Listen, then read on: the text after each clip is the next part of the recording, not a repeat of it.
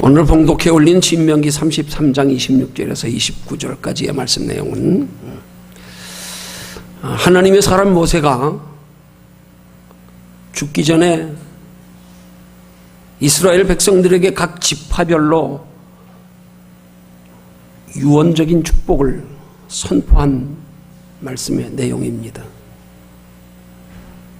그 중에서 특별히 오늘 본문 신명기 33장 26절에서 29절까지의 말씀은 각 지파별로 축복을 선포한 이후에 이제 마지막으로 이스라엘 백성들을 전체를 향하여 유언적인 축복을 선포하는 내용입니다.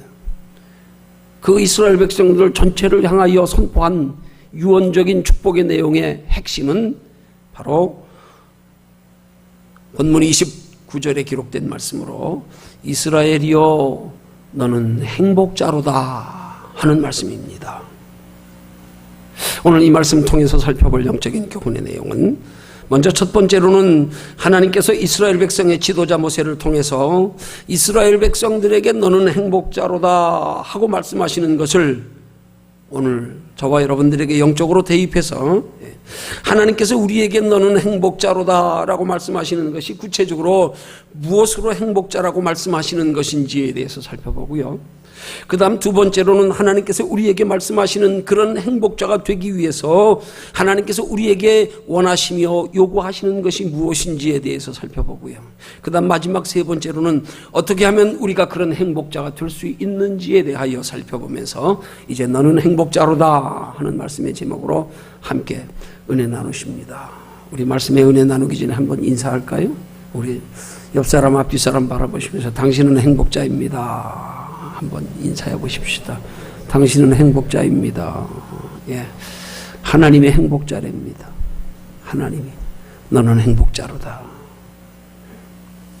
그러면 살펴볼 것은 첫 번째로 하나님께서 이스라엘 백성들의 지도자 모세를 통해서 이스라엘 백성들에게 너는 행복자로다 말씀하시는 것이 구체적으로 무엇으로 행복한 자라는 말씀인가요? 그것을 우리가 신학적으로 한번 살펴보면 먼저 첫 번째로는 하나님께로부터 하나님 나라의 백성으로 택함 받은 것으로 행복자라는 말씀입니다. 세계 민족 가운데 이스라엘 백성들만이 유일하게 하나님의 택한 백성으로 뽑히지 않았습니까? 그래서 그들에게 구원이 보장되고 영원한 생명이 보장된 것. 그게 첫 번째 행복자라는 말씀입니다. 그 다음 작은 두 번째로 행복자는 하나님께로부터 육체로 이 땅에 사는 동안에 축복을 약속받은 것으로 행복자라는 말씀의 의미입니다.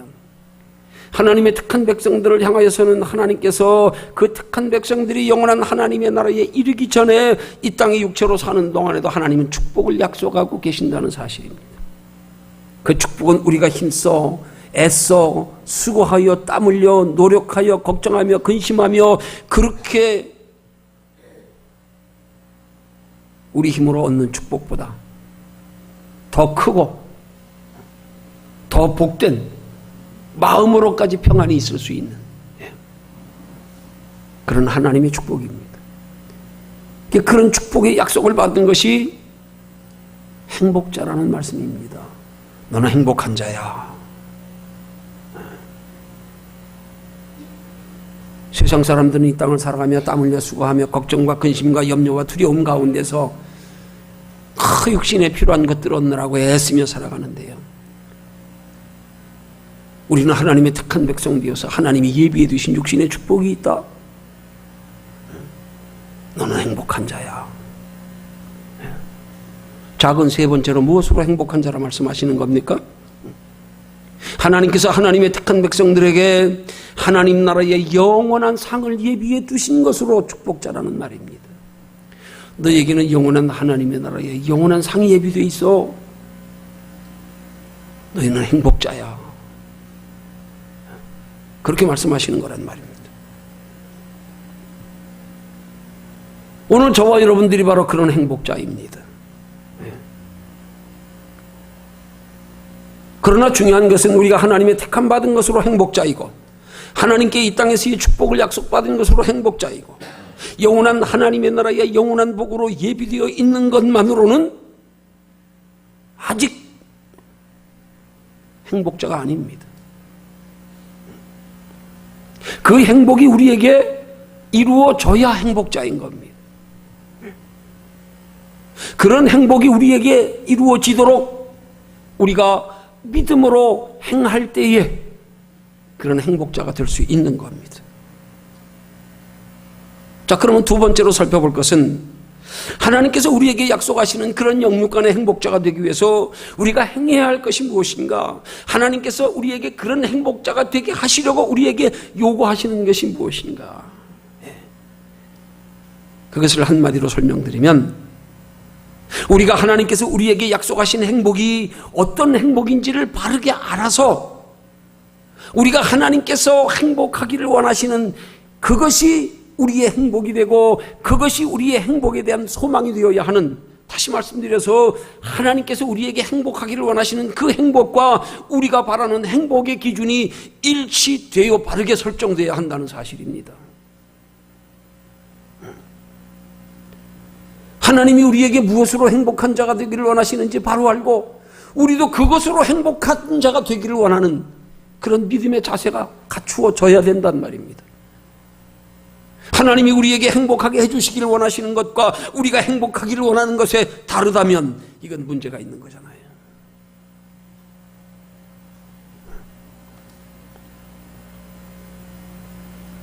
하나님께서 우리에게 원하시는 이 성경적인 행복의 기준이 우리에게 바로 설정되지 않으면, 하나님과 코드가 맞지 않으면 하나님께서 우리에게 약속하신 행복은 이루어질 수 없는 겁니다.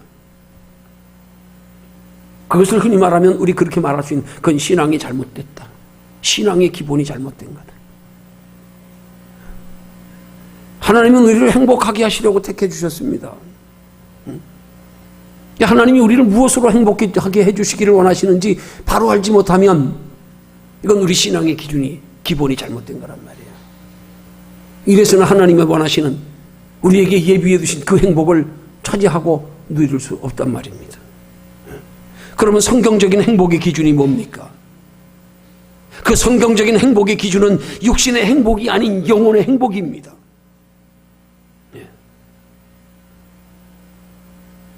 영혼의 행복이 전제된 육신의 행복입니다. 영혼의 행복과 육신의 행복의 순서가 바르게 설정된 행복입니다.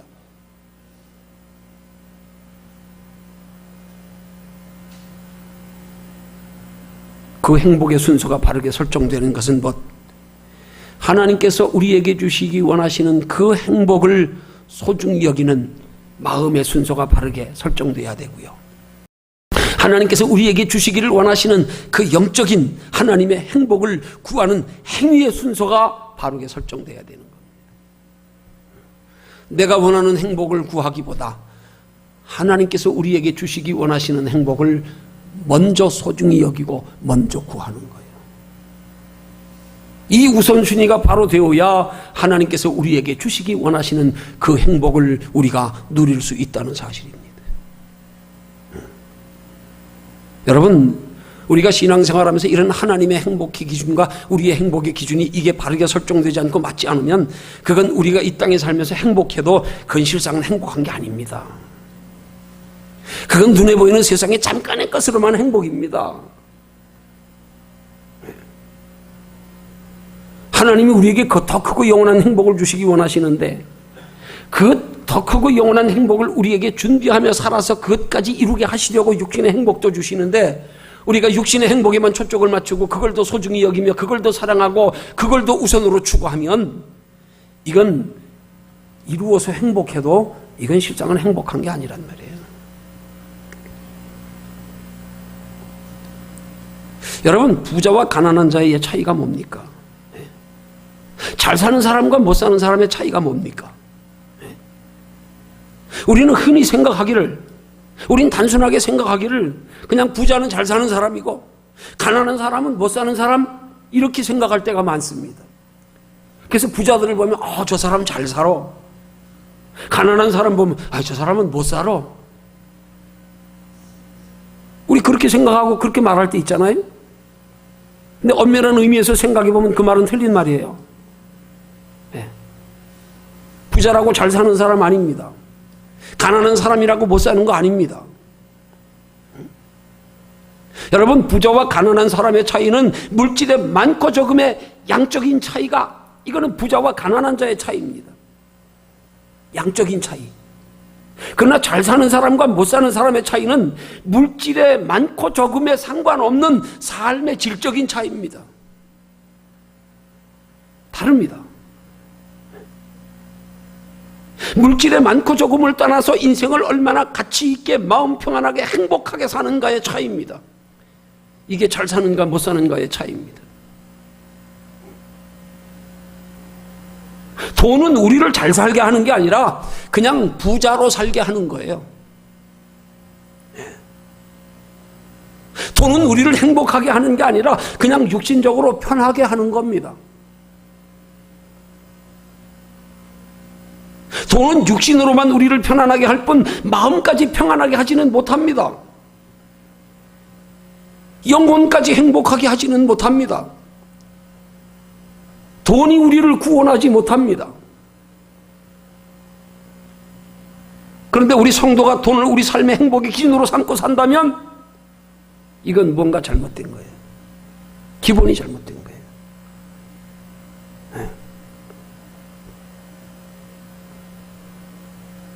영원한 하나님의 나라가 있음을 모르고 눈에 보이는 세상 것을 전부로 알고 사는 세상 사람들에게도 돈이 행복의 기준 아닙니다. 하물며 성도가 영원한 하나님의 나라의 비밀을 알고 사는 성도가 돈을 인생의 행복의 기준으로 삼고 산다면 이건 큰 착각이지요. 믿지 않는 사람들도 돈이 행복의 기준이 아니라니까요. 보십시오. 세상에는 돈으로 살 수 없는 것들이 얼마나 많습니까? 너무 많아서 제가 7가지도 요약했어요. 돈으로 좋은 집은 살 수 있어도 행복한 가정은 살 수 없습니다. 돈으로 좋은 침대는 살 수 있지만 단잠은 살 수 없습니다. 돈으로 시계는 살 수 있지만 흐르는 시간은 살 수 없습니다. 돈으로 세상의 지위는 살 수 있지만 존경은 살 수 없습니다. 돈으로 사람은 살 수 있지만 그 사람의 마음은 살 수 없습니다. 돈으로 아름다운 옷은 살 수 있지만 내면에서 우러나오는 참된 아름다움은 살 수 없습니다. 돈이 있으면 성대한 장례식은 치를 수는 있지만 행복한 죽음은 살 수 없습니다. 돈은 일상생활에 절대 필요하고 편리한 수단이지만 어디까지나 그거는 생활의 수단이지 인생의 목적은 결코 아닙니다. 돈은 인간에게 꼭 필요한 겁니다. 그렇지만 돈만 가지고는 인생에서 가장 가치 있고 진정한 만족스러운 행복한 삶을 살 수 없습니다. 그러므로 진정한 행복은 물질이 아니라 마음에서 오는 거란 말입니다. 돈으로 행복을 추구하며 사는 게 잘 사는 게 아니라 마음의 행복을 추구하며 사는 게 잘 사는 겁니다. 돈 많다고 행복하게 잘 사는 것 아니에요. 돈이 행복하고 불행하고 잘 살고 못 사는 것의 기준이 아니에요. 세상 사람들의 기준으로 봐도 그렇단 말입니다. 돈이 행복의 기준 아닙니다.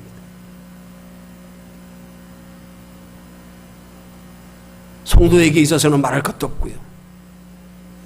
그 성도의 기준은 한 차원 더 높게 마음보다 더 중요한 거요. 영혼의 행복이 기준이 돼야 되는 거예요. 영혼의 행복을 위해서 살아야 되는 겁니다.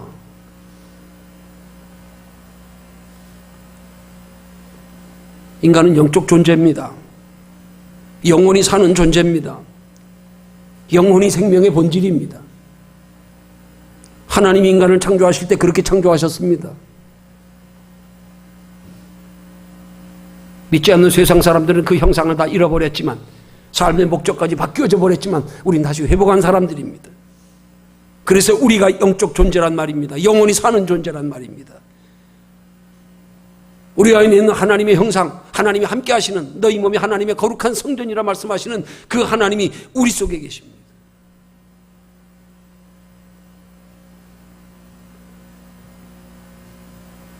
성도가 아무리 육신적으로 이 땅에서 잠시 편하고 즐겁게 살았어도,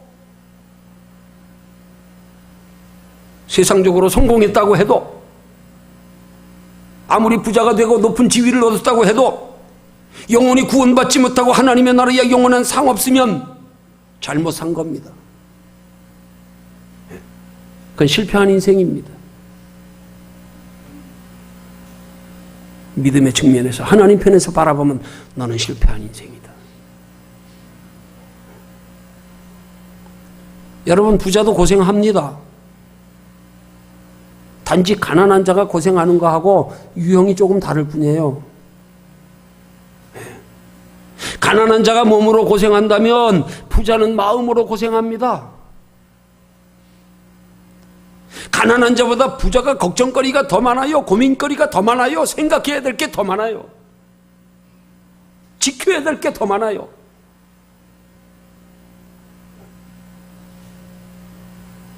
가난한 자가 소유에 넉넉지 못함으로 고생한다면 부자는 도리어 소유에 넉넉함으로 고생합니다. 그것으로 만족하지 못하고 거기에 욕심이 더하여지고 탐심이 더하여지고, 이건 누구에게 빼앗길세라.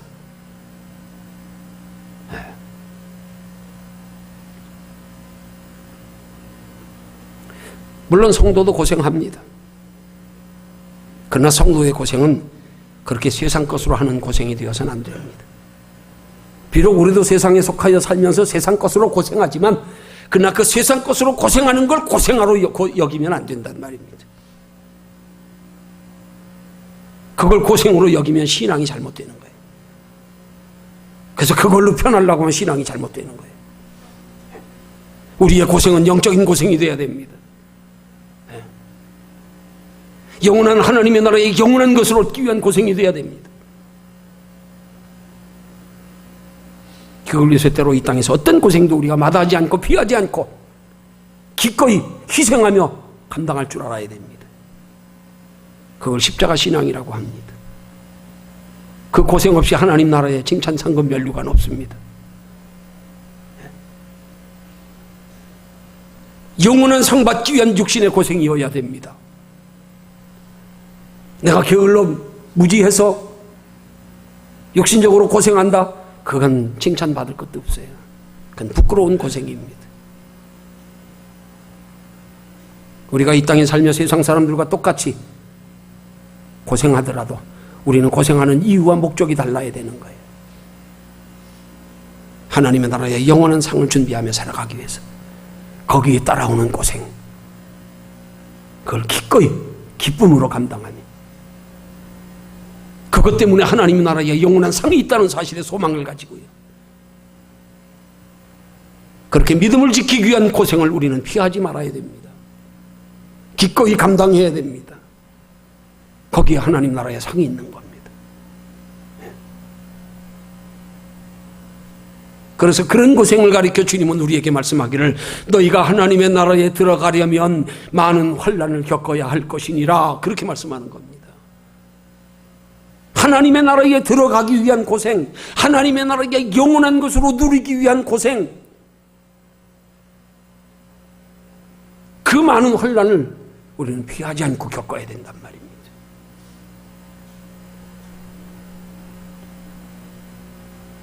믿지 않는 사람들에게 부자나 가난한 자나 동일한 고생이 있잖아요. 그게 뭐예요? 걱정, 근심, 염려, 없으면 없는 대로, 있으면 있는 대로, 장래일에 대한 두려움, 죽음에 대한 두려움.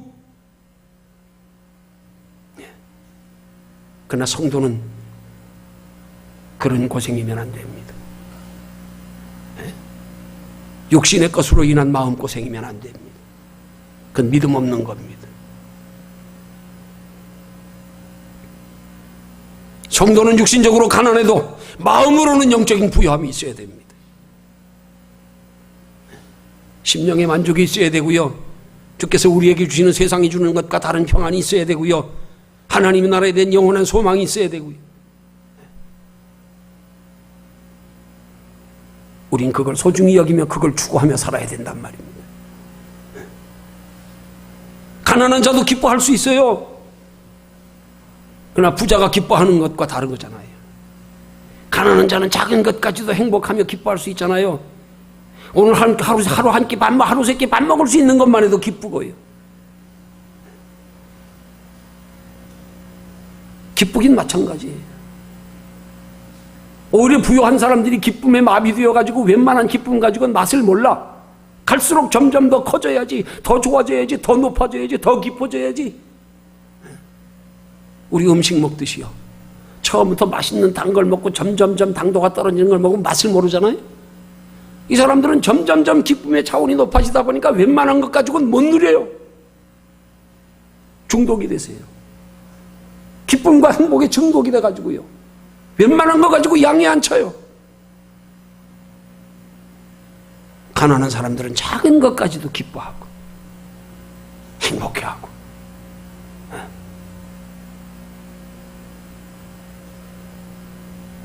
옛날 우리 어릴 때는 쌀밥 먹으면 그렇게 좋았어요. 진짜 쌀밥 귀했어요. 우리 학교 다닐 때 친구들이 도시락에 계란 싸우면 그게 그렇게 부러웠어. 계란 후라이 해가지고 탁 도시락에 얹어가지고 오면요, 아, 얼마나 부러운지 그게. 그건 진짜 부잣집 아이들이나 하던 거예요.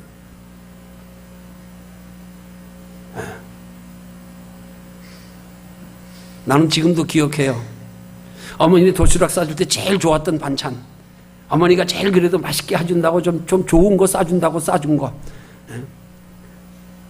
오뎅 볶은 거요. 간장에 볶은 오뎅 있지요? 그거요. 아, 그거면 좋은 반찬이었어요.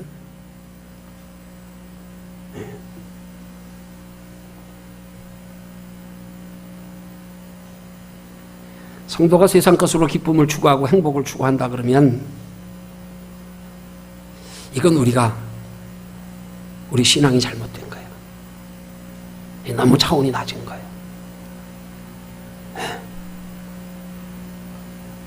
적어도 성도의 기쁨은 믿지 않는 세상 사람들과 다른 기쁨이어야지요. 더 큰 거 추구하는 기쁨이어야지요. 그렇다고 그 더 큰 거 추구한다고 그러면 그렇지 않는 세상 것들은 다 희생해야 되느냐, 포기해야 되느냐? 아닙니다. 큰 거 추구하면 따라옵니다. 따라오게 해야 되는 겁니다.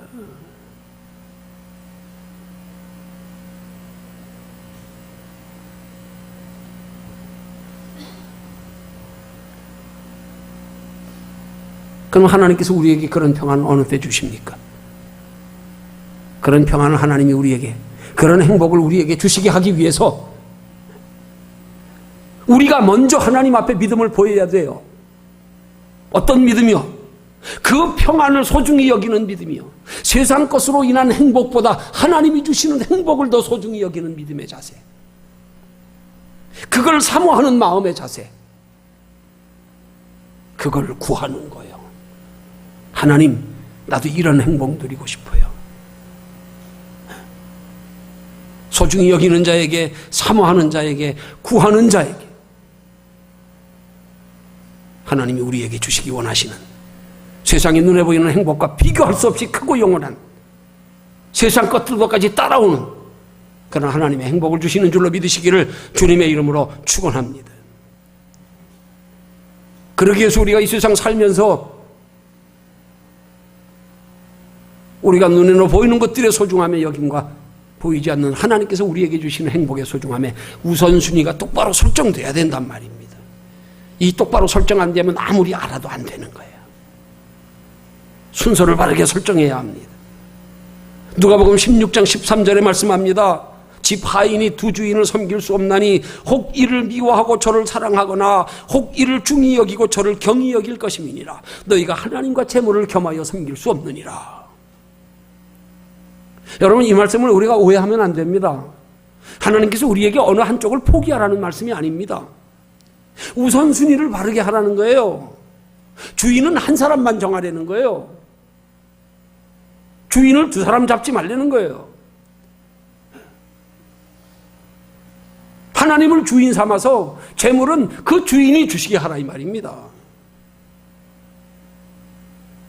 한쪽을 포기하라는 게 아니에요. 근데 우리는 종종 신앙생활에서 마치 하나님이 우리에게 행복을 주시기 위하여 요구하시는 것이 한쪽을 포기하라고 생각하니까 또 밤중에 예수님 찾아와서 영생 얻는 길을 묻는 부자 청년처럼 포기하고 근심하며 떠나가 버리는 거 아니에요. 버리라는 줄 알고 포기하라는 줄 알고 아닙니다. 순서를 바르게 정하라는 거예요. 주인이 주시게 하려는 거예요. 내가 그거 쫓아가지 말고요.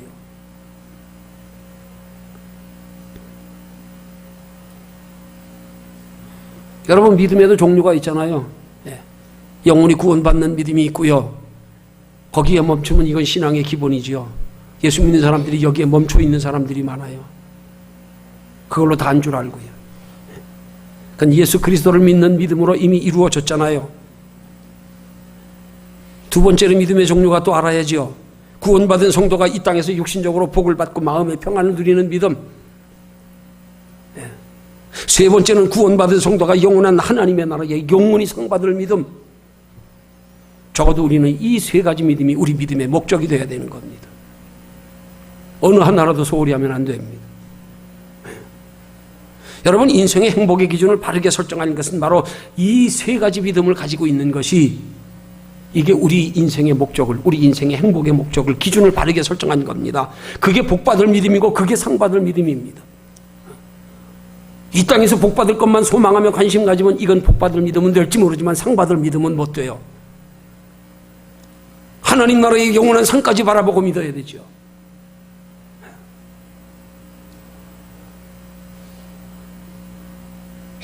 우리가 인생 행복의 기준을 바르게 설정하면 그럴 때 우리에게 하나님께서 복받는 신앙생활, 상받는 신앙생활을 하나님이 가능케 해주시는 겁니다. 근데 우리는 자꾸 이걸 우리 의지로 우리가 하려고 하니까 힘들어가지고 중간에 시험 들고 낙심하고 포기하고 사탄 마귀에게 참소당하고, 아, 예수 믿기 힘들다, 이렇게 생각할 때가 얼마나 많습니까? 기준만 바르게 설정하면 됩니다. 하나님이 우리에게 주시기 원하시는 행복이 어떤 행복인지 바로 알고 그 행복을 사모하고 그 행복을 소중히 여기고 그 행복을 구하면 됩니다. 그러면 그거 이루도록 우리에게 지혜 주시고 힘 주시고 우리의 마음을 다스려 주장하시는 이가 하나님이 되어주신단 말입니다. 이걸 자꾸 내 의로 하려고 그러다가요, 교만해지고요, 사탄 마귀에게 참소당하고요. 여러분, 우리 신앙생활에서 분명하게 짚고 알고 넘어가야 그 내 의와 하나님의 의의 차이를 분명히 알아야 됩니다.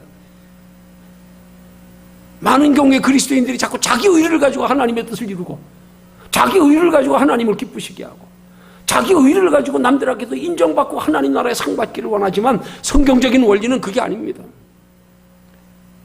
무슨 일을 하든지 죽게 하듯이 하나님의 공급하시는 힘으로 하나님이 내 안에서 행하시게 너희 속에 행하시는 이가 하나님이시다. 빌립보서 2장 13절의 말씀처럼 하나님이 행하시게 해야 되는데 우리는 자꾸 내가 내 의지로, 내 성품으로, 내 인격으로, 내 노력으로, 그 내 의입니다.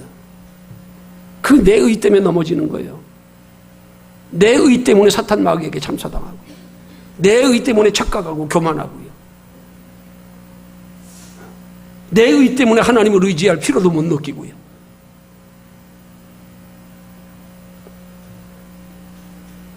여러분, 우리가 정말로 하나님께서 우리에게 주시기 원하시는 우리 인생의 행복의 기준을 바로 설정하면, 그러면 하나님께서 바른 신앙생활을 가능케 하십니다.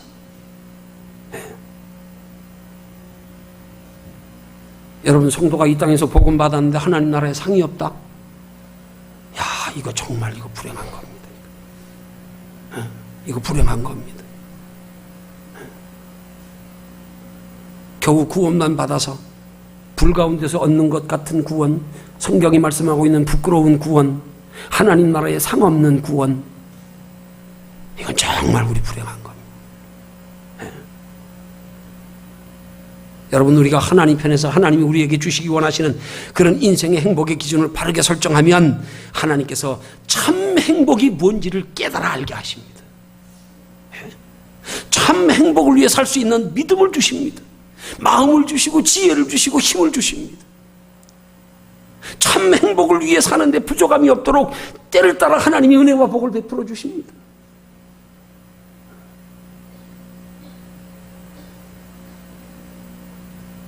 공중 나는 새도 먹이시고 입히시는 하나님, 들의 백합화도 하루 있다 아궁이에 던져지는 들불조차도 하나님이 입히시고 먹이시거든 하물며 너희일까 보니. 하나님이 우리에게 주시기 원하시는 그 성경적인 참 영원한 행복을 소중히 여겨 사모하며 그거 구하며 사는 성도에게 하물며 너희일까 보니. 그런 성도들을 향하여 하나님은 졸지도 아니하시고 주무시지도 아니하시면서, 우리 전영무 집사님 기도할 때 자주 기도 말씀하시지요? 낮에 해처럼 밤에 달처럼 졸지도 아니하시고 주무시지도 아니하시고요. 머리카락 하나까지 세심받으시면서 어떤 사람들에게요? 하나님께서 우리에게 원하시는 그 행복을 추구하는 사람에게, 그 행복을 소중히 여겨 사모하는 사람에게. 여러분 한번 생각해 볼까요? 우리 물질적으로 부유한데 부모가 없는 아이가 있잖아요. 그런 아이들 덜어 있어요. 부모의 유산을 물려받아서. 어디 연예인 중에 유명한 분도 한 분 보니까 부모님들이 다 돌아가시고 할머니가 그 손주들하고 살대요. 유산은 넉넉해요. 물질적으로는 부유한데 부모가 없는 아이, 가난해도 부모가 있는 아이, 누가 더 행복할까요?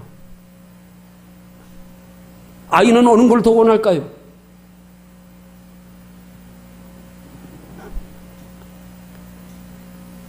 여러분, 우리에게 영적으로 대입해서 생각해 봅니다. 우리 하나님의 자녀입니다. 어린아이 같은 우리 미련하고 약하나 주의 손에 이끌려 생명길로 가겠네. 우리 어린아이입니다. 우리가 세상에서는 육신적으로 가난하지만 영적으로 하나님의 나라가 보장되어 있는 사람이라고 생각해 보십시오. 비교해서요. 이 세상에서는 부유한데 영원한 하나님의 나라가 없는 사람,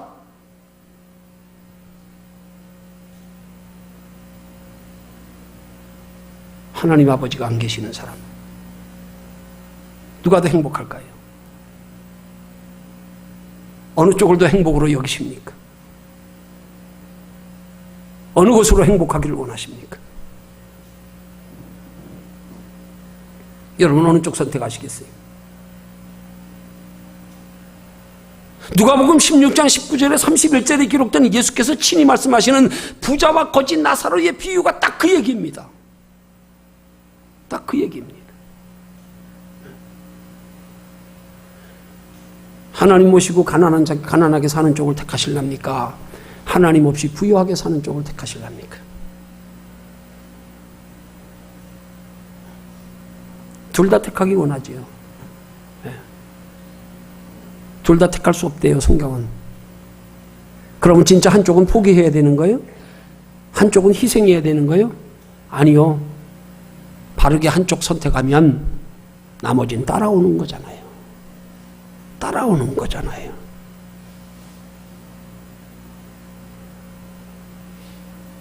마태복음 6장 33절에 너희는 먼저 그의 나라와 그의 의를 구하라 하는 말씀이 바로 그 말씀인 거예요.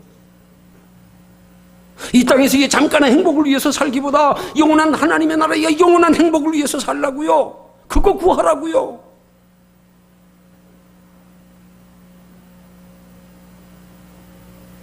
인생의 행복의 기준, 어느 것이 더 귀하고 소중한 것인가에 대한 가치 기준을 바르게 설정하고 살아라. 이거 말씀하는 거란 말입니다. 그걸 가치관의 변화란 그러는 겁니다. 성도는 가치관이 변화돼야 돼요. 무엇이 정말 소중하고 귀한 것인가, 영원한 것인가, 내 인생을 무엇을 위해서 살아야 할 것인가, 이거 바로 설정하고 신앙생활을 해야 됩니다. 그래야 하나님께서 우리에게 주시기 원하시는 행복, 그거 누릴 수 있어요. 자, 그러면 구체적으로 세 번째로는, 마지막 세 번째로 어떻게 하면 우리가 그런 행복자가 될 수 있을까요? 앞서 다 설명드렸지만 다시 정리하는 겁니다. 주께서 주시는 이 평안의 복을, 주께서 우리에게 주시는 그 행복, 그 원하시는 행복, 그걸 세상의 행복보다, 세상의 복보다 더 가치 있는 것으로 여기면 됩니다. 가치 인식만 바르게 설정되면 됩니다. 거기서 어떻게 살아야 하는지에 대한 답이 다 들어있습니다. 다 나옵니다. 그냥 누구에게 물을 것도 없어요. 그것만 바로 설정하면 됩니다. 거기 답이 다 들어있어요. 우리 인생에 하나님께서 우리에게 주시는 그 인생에 원하시는 행복이 얼마나 소중하고 귀한 것인지에 대한 가치인식이 바로 되어 그것과 세상 것과 비교하니까 세상 건 정말 말 그대로 너희는 아침 안개니라, 잠깐 누리는 거 아무것도 아니구나. 가치인식만 똑바로 되고 나면요, 그러면 따라와요. 그냥 물을 것도 없어요. 하나님이 그때그때 느끼고 분별하게 해주시고요, 하나님이 원하시는, 우리에게 주시기 원하시는 행복을 쫓아갈 땐 마음이 편하지만 그 가치인식이 돼 있으면서도 세상 것 쫓아갈 땐 이 속에서 성령님이 근심하고 여기서 벌써 마음이 안 편해요. 그렇게 살 수 없어요. 가치인식이 변화되지 않으면요. 그걸 물과 성령으로 거듭났다고 성경은 말씀하는 거 아닙니까? 삶의 목적이 바뀐 거예요. 다시 태어난 사람, 다른 목적으로. 육체로 이 땅에 사는 건 이 세상에서 한 세상 살기 위해 태어나지만 두 번째 다시 거듭 태어나는 건 영원한 하나님의 나라에 살기 위한 목적으로 태어나는 거. 그렇게 거듭나지 아니면 영원한 하나님의 나라 들어갈 수도 없고 볼 수도 없다. 예수님이 그렇게 말씀하셨잖아요. 가치관이 먼저 변화되어야 됩니다.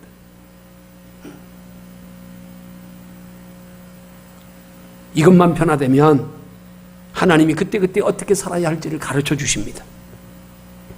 하나님께서 그렇게 살 수 있도록 인도해 가십니다. 우리가 하나님의 인도하심을 따라 살기로 마음을 정하고 목적을 바르게 설정하고 그렇게 살기를 구하면 그 앞에, 그러니까 우리가 먼저 가치인식이 있어야 된단 말이에요.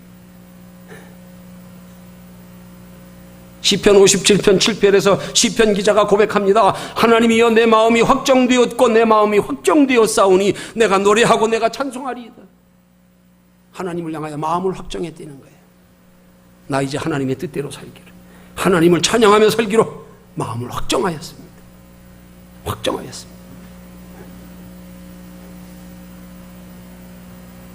주께서 주시는 평안의 복이 얼마나 소중하고 복되고 귀한 것인지를 깨달아 알고, 그래서 우리의 가치인식이 바뀌어지고 나서, 그리고 나서 하나님의 인도하심을 따라 살기로 마음을 정하고 목적을 정하고 그렇게 살기를 구하면, 시편 기자처럼 내 마음이 확정되고 확정되었사오니 하고 고백하면, 결단하면 하나님이 그렇게 축복된 삶을, 그 원하시는 축복을 우리에게 누릴 수 있도록 우리 인생을 인도해 가신단 말입니다.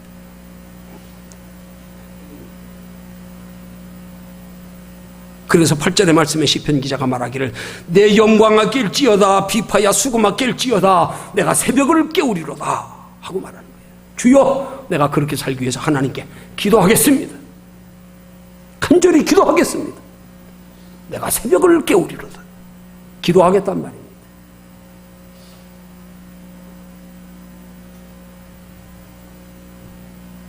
그렇게 시편 기자의 그런 고백이 바로 우리 인생을 하나님께서 예비하신 원하시는 영원한 행복으로 인도해 가시며, 그 행복에 대하여 이 땅에서 누리는 행복까지 함께 누리는 인도해 가시며 우리가 하나님 앞에 반응하는 겁니다. 반응을 보이는 겁니다.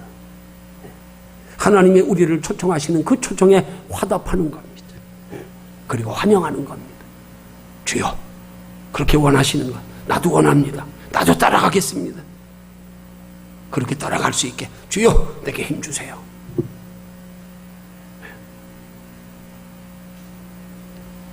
그럴 때 하나님께서 우리에게 너는 행복자로다 그렇게 말씀하시는 겁니다. 내가 반드시 내 인생을 행복하게 하리라 그렇게 말씀하시는 겁니다. 마치 히브리서 6장 13절이야 15절에서 아브라함에게 축복을 약속하시고 맹세하신 것처럼요. 여러분, 하나님께서 아브라함에게 축복을 약속하시고 맹세하실 때 성경의 히브리서 6 보면요, 창세기에 보면은요, 하늘의 별을 보이시며 하나님이 약속하셨다 그랬어요. 왜 하늘의 별을 보이셨을까? 영적으로 깊이 생각해 봐야 되는 거예요. 다른 것 보이시며 약속하실 게 없어서요? 왜 하늘의 별을 보이시며 약속하셨을까? 여기에 깊은 영적인 의미가 들어있단 말입니다. 하나님이 아브라함에게 축복을 약속하신 건 단순하게 이 땅에서 후손의 육신의 물질의 그 축복만을 약속하신 게 아니란 말입니다. 하늘의 별을 보이시면 영원한 하나님의 나라의 축복까지 약속하신 거란 말입니다. 이걸 아브라함이 깨달아 알았기 때문에 하나님이 종에 318명이나 되는 복을 주셨어도 그것으로 머물러 안주하지 아니하고 뿌리 내려 집 짓지 아니하고 영원한 하나님의 나라에 기업 바라보고 이삭과 야곱과 3대에 더불어 장막에서 살았단 말입니다. 하늘의 별을 보이시며 약속하신 것, 육신의 축복보다 더 큰 축복, 영원한 하나님의 나라의 복. 결론 맺습니다. 성경이 말씀하고 있는 하나님의 자녀된 성도의 인생의 행복의 기준, 육신의 행복이 아닙니다. 영혼의 행복입니다. 이 땅에서의 육신적인 물질적인 행복이 아닌 영원한 하나님의 나라의 영원한 행복입니다. 영원한 하나님의 나라의 행복이 전제된 육신의 우리 마음의 행복입니다. 영원한 행복을 이 땅에서 맛보는 것을 통한 육신의 행복입니다. 그걸 우리는 심령의 천국이라 그러는 거예요. 이 땅에서 천국을 누리는 거예요. 기도하다 말씀에 제목을 주신 게 있어요. 뜬금없는 제목으로 자석 같은 복. 기도하다가요. 자석 같은 복. 이게 무슨 말씀입니까? 깊이 깨달아지더라고요. 옛날 어른들은 자석을 뭐라 그랬어요? 지남철이라 그랬지. 그죠? 자석은 어떻게 합니까? 모든 철분이 있는 것들이 갖다 대면 달라와서 붙잖아요. 그죠? 왜? 자석에 철분을 끌어당기는 힘이 있으니까. 그 힘이 강할수록 더 힘있고 큰 것, 더 멀리 있는 것까지 끌어당깁니다.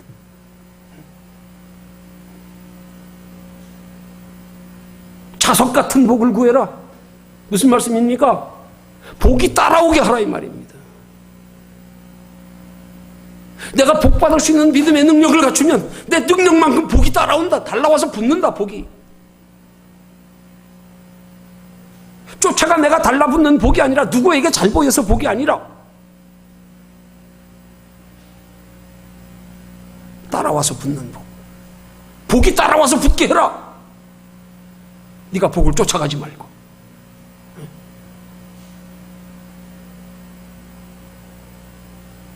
따라와 달라붙지 않는 복은 기대하지 마십시오. 그건 틀림없이 우리 영혼의 해가 됩니다. 쫓아가 붙지 마십시오. 복이 따라오게 하십시오. 내 영혼에 유익되게 하는 복은 따라오는 복입니다. 내가 세상 복 쫓아가느라고 달라붙느라고요. 아무 유익 없습니다.